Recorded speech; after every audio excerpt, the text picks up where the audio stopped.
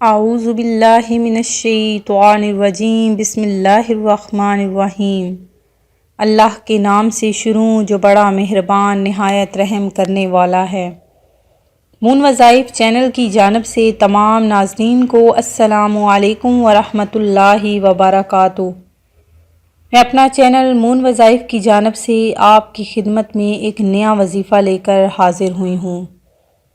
ناظرین، زندگی میں ایک بار یہ وظیفہ لازمی کریں۔ انشاءاللہ عز و جل زندگی کے ہر لمحے میں آپ ہمیں یہ وظیفہ کر کے ضرور یاد کریں گے۔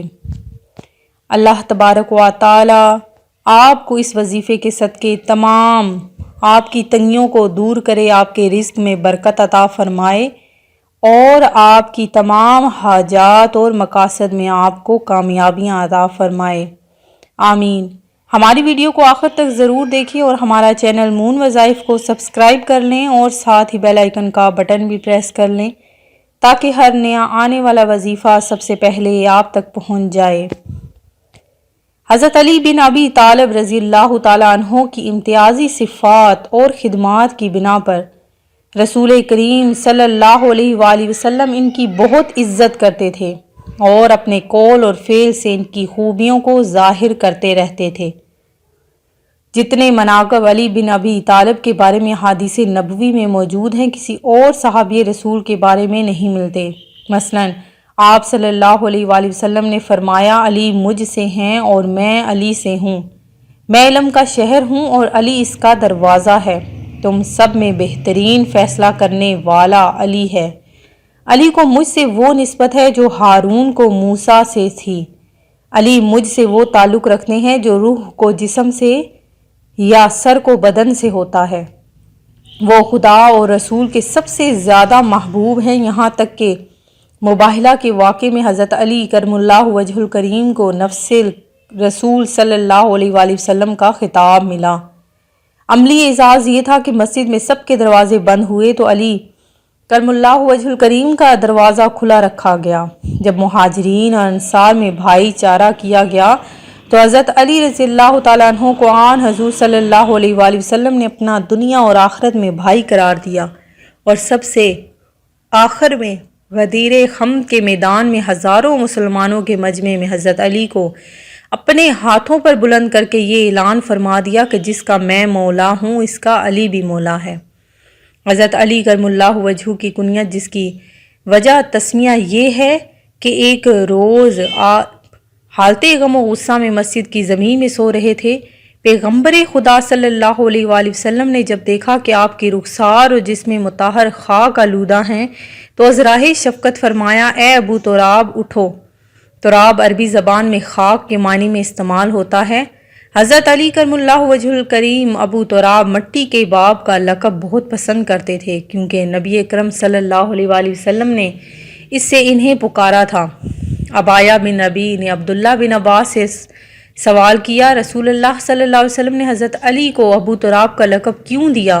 عبداللہ بن عباس نے جواب دیا، کیونکہ رسول اللہ صلی اللہ علیہ وسلم کے بعد آپ رضی اللہ تعالیٰ عنہ صاحب زمین اور اہل زمین کے لیے حجت خدا ہیں، اور اسی کی وجہ سے زمین کو بقا اور اسی کے وجود سے زمین کو سکون ملا، صلی اللہ علیہ وآلہ وسلم۔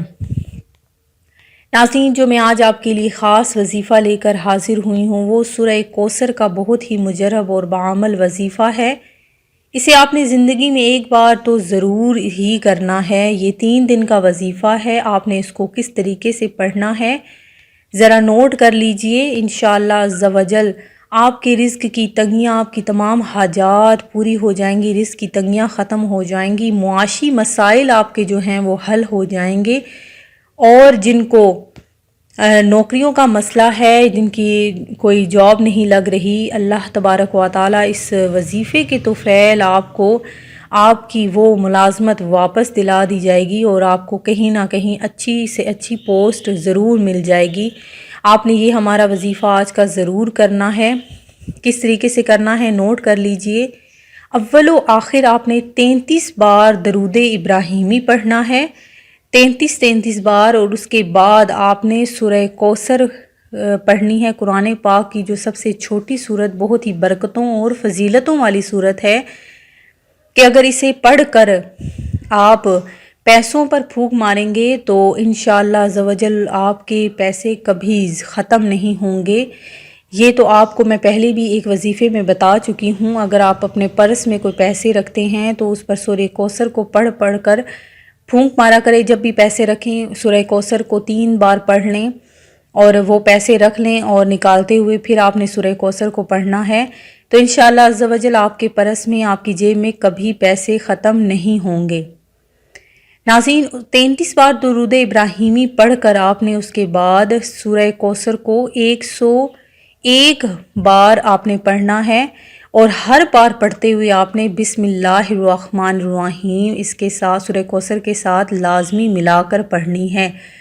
انشاءاللہ عزوجل آپ کی زندگی اس وظیفے کے بعد بدل جائے گی، اور اس کے بعد آپ نے یہ وظیفہ کرنے کے بعد آپ نے 2 رکعت نماز نفل حاجت پڑھنی ہے، اور اپنے مقصد کے لیے آپ نے دعا مانگنی ہے۔ انشاءاللہ عزوجل آپ ہمیں دعائیں دیں گے۔ ایک دفعہ یہ وظیفہ لازمی کر لیں، انشاءاللہ عزوجل آپ کی تمام مشکلات حل ہو جائیں گی۔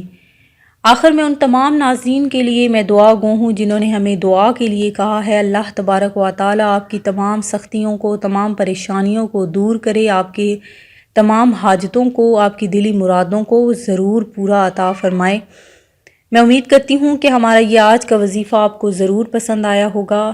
اسی طرح سے مزید وظائف حاصل کرنے کے لیے ہمارا چینل مون وظائف کو دیکھتے رہیے۔ سبسکرائب کرنا، لائک کرنا اور شیئر کرنا ہرگز نہ بھولیے گا، اور جن لوگوں نے دعا کروانی ہے وہ اپنا نام ہمیں اپنے کمنٹ سیشن میں ضرور بتائیے گا۔ آپ کو ہماری ویڈیو کیسی لگی یہ بھی ہمیں ضرور بتائیے گا۔ اپنا خیال رکھیے گا۔ اللہ حافظ۔